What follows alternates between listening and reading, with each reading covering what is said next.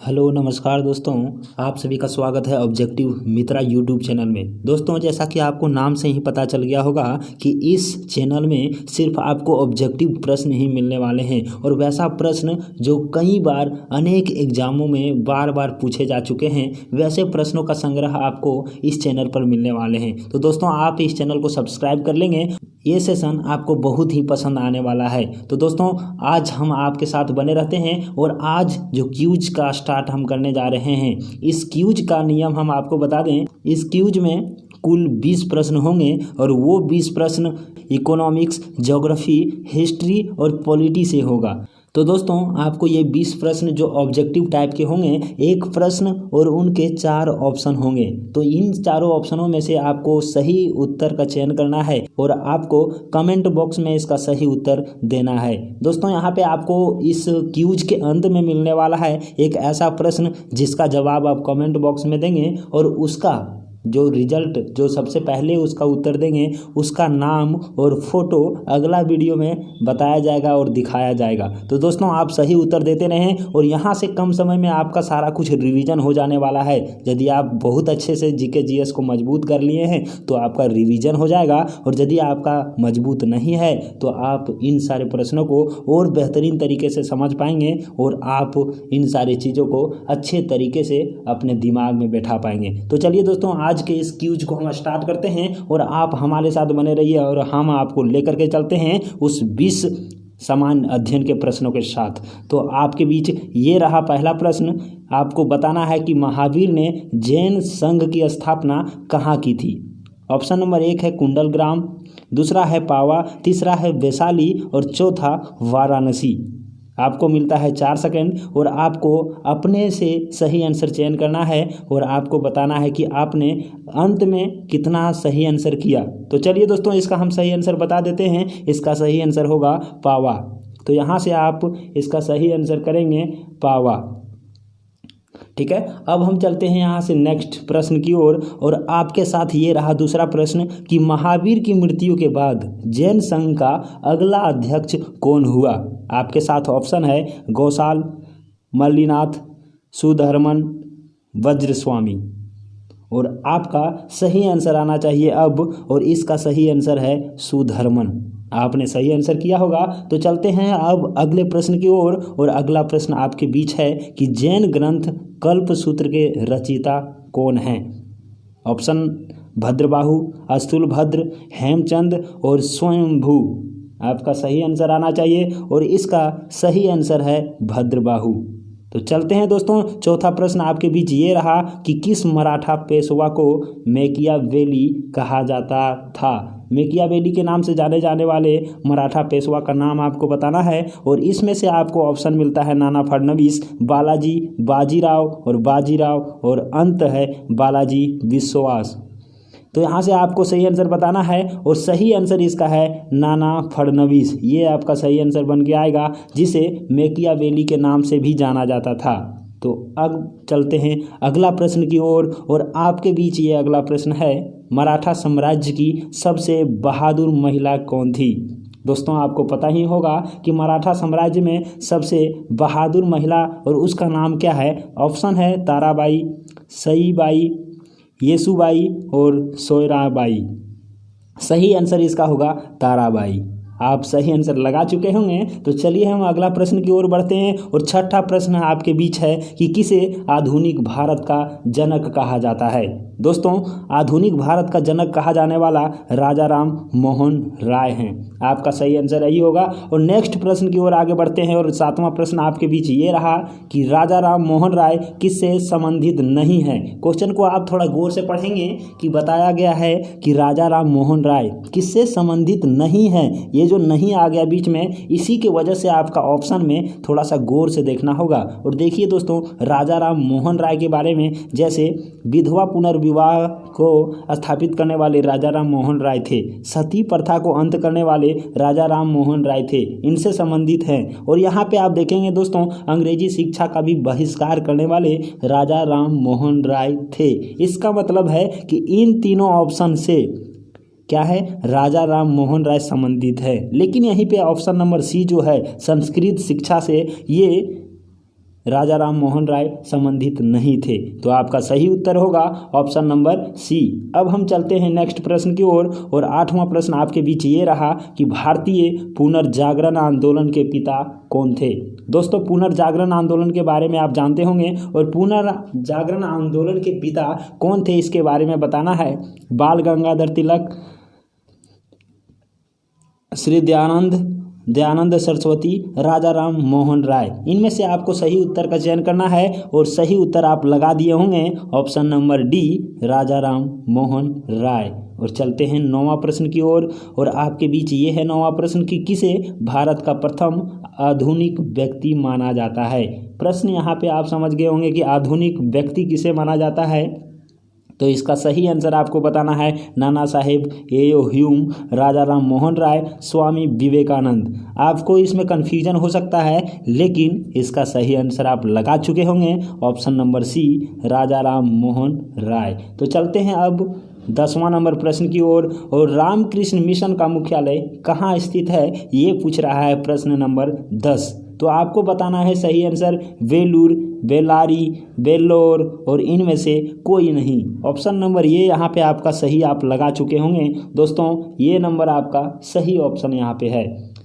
11वां प्रश्न की ओर आगे बढ़ते हैं और 11वां प्रश्न आपसे पूछ रहा है कि बंद अर्थव्यवस्था से आप क्या समझते हैं। देखिए दोस्तों इकोनॉमिक्स का भी प्रश्न यहाँ पे आ चुका है और बंद अर्थव्यवस्था के बारे में हमें पूछ रहा है। तो बंद अर्थव्यवस्था जो बंद हो जाता है उसमें क्या चीज़ बंद होता है, निर्यात बंद होता है या फिर आयात निर्यात दोनों बंद हो जाता है, या आयात बंद होता है या फिर नियंत्रित पूंजी बंद होता है। तो आपको सही आंसर करना है और सही आंसर यहाँ पे ऑप्शन नंबर बी है जिसमें आयात और निर्यात बंद हो जाते हैं, उसी को बंद अर्थव्यवस्था कहा जाता है। तो चलते हैं अगला प्रश्न और 12 नंबर प्रश्न आपके बीच है कि प्रच्छन्न बेरोजगारी एक विशेषता है।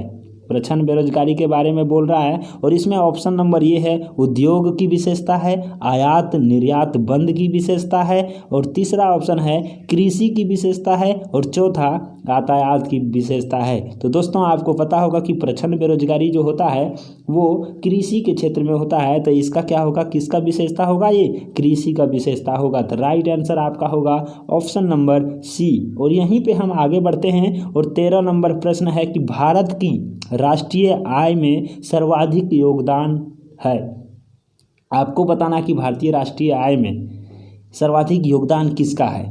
आपके पास ऑप्शन यहाँ पे उपलब्ध है कृषि क्षेत्र का, व्यापार क्षेत्र का, विनिर्माण क्षेत्र का और बैंकिंग क्षेत्र का। सही आंसर आपका यहाँ पे होगा विनिर्माण क्षेत्र का। सबसे ज़्यादा योगदान पूछ रहा है सर्वाधिक योगदान के बारे में, तो विनिर्माण क्षेत्र का सबसे ज़्यादा योगदान भारत की राष्ट्रीय आय पर पड़ता है। तो यहाँ से आपका सही आंसर हो गया ऑप्शन नंबर सी। अब हम चलते हैं 14 नंबर प्रश्न की ओर और 14 नंबर प्रश्न में पूछ रहा है दोस्तों कि भारत की राष्ट्रीय आय का प्रमुख स्रोत क्या है। यहाँ पे प्रमुख स्रोत पूछा है कि कहाँ से भारत का राष्ट्रीय आय आता है। तो यहाँ से दोस्तों आपको पता होगा कि सेवा क्षेत्र इसका सही आंसर होने वाला है और ऑप्शन नंबर सी में सेवा क्षेत्र है। कृषि क्षेत्र नहीं आते हैं, उद्योग क्षेत्र नहीं आते हैं, व्यापार क्षेत्र नहीं आते हैं, ये उसके माध्यम है, लेकिन प्रमुख स्रोत पूछा जाए तो वो हमारा सेवा क्षेत्र होते हैं। आप सही आंसर किए होंगे और चलते हैं 15वां प्रश्न की ओर और 15वां प्रश्न में आपको पूछ रहा है दोस्तों कि सूर्य के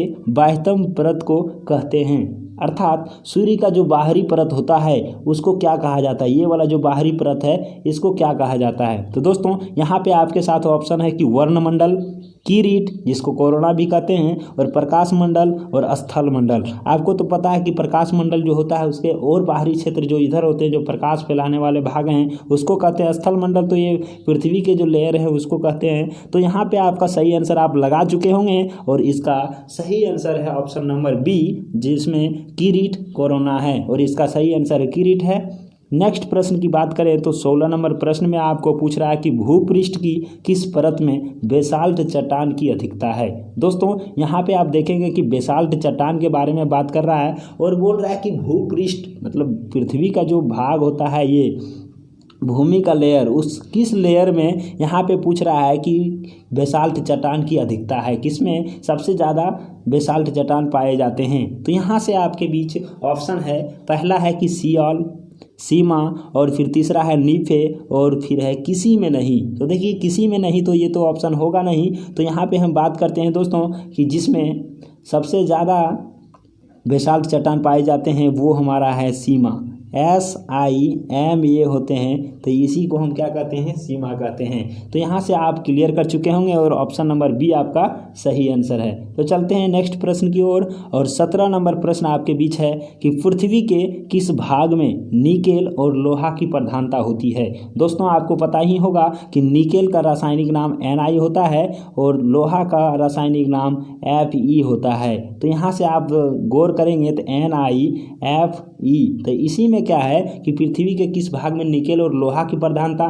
तो पृथ्वी का जो लेयर जो बांटा गया है उसमें से जो बांटा गया है उसमें एक हमारा क्या है, नीफे है, नीफे NiFe। तो यही क्या होगा, इसका सही आंसर होगा, जिसमें निकेल भी होते हैं और लोहा भी होते हैं। तो आपका ऑप्शन नंबर सी में है नीफे। तो सही आंसर आपका होगा ऑप्शन नंबर सी। तो चलिए अब हम यहाँ से देखते हैं क्वेश्चन नंबर 18।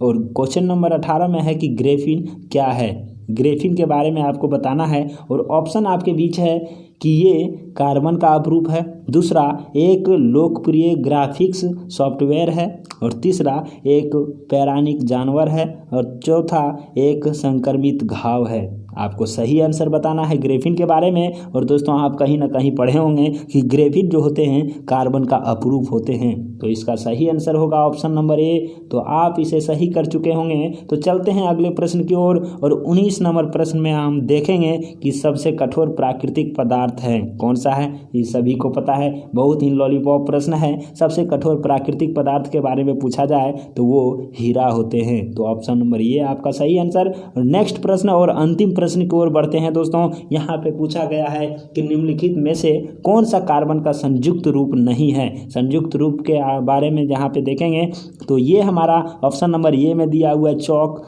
बी में दिया हुआ है हीरा, और सी में यहाँ पे दोस्तों बी में हीरा है। आप यहाँ पे ध्यान देंगे, थोड़ा सा मिस्टेक है। और ये हमारा सी में मार्बल है और डी में डोलामाइट है। तो आपका यहाँ पे सही आंसर होना चाहिए हीरा। हीरा जो होते हैं वो हमारा होते हैं कि कार्बन का ये संयुक्त रूप नहीं है। बाकी जो है कार्बन का संयुक्त रूप चौक भी हैं, ठीक है, और मार्बल भी हैं, डोलामाइट भी हैं। तो ये आपका सही आंसर हो गया। और इस तरह से आज का क्यूज खत्म हो चुका है और आप 20 प्रश्नों को जान पाएँ। और 20 प्रश्नों में से आपको ये बताना है कि 20 में से आप कितने प्रश्न सही किए। और मुझे उम्मीद है दोस्तों कि आप 20 में से 20 प्रश्न को सही किए होंगे। यदि आपका 20 में से 20 प्रश्न सही है तो आप वाकई में तारीफ़ के लायक हैं। मैं आपका तारीफ़ करूंगा। आपको बताना है कि आप अपने कितने प्रश्नों का सही उत्तर दिया। कमेंट में जा कर के ज़रूर बताइएगा। इससे हमारा भी मोटिवेशन मिलेगा कि नहीं, आप भी अपने तैयारी को मुकम्मल बनाते जा रहे हैं, आप भी अपने लक्ष्य की ओर आगे बढ़ते जा रहे हैं। हमें लगेगा कि नहीं, आपका भी मेहनत